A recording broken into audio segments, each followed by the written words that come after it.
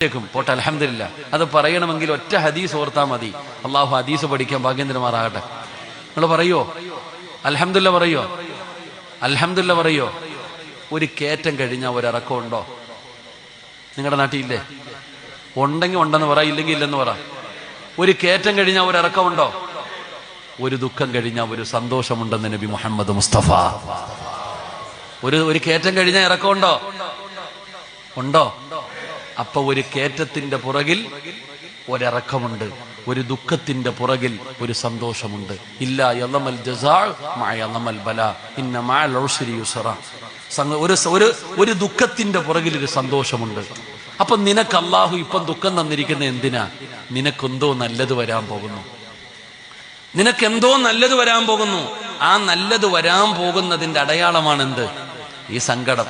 എന്തിനാ വെറുതെ പറഞ്ഞുകൊണ്ട് നടക്കുന്നത്? അള്ളാഹു നമുക്ക് ഈമാൻ തരുമാറാകട്ടെ.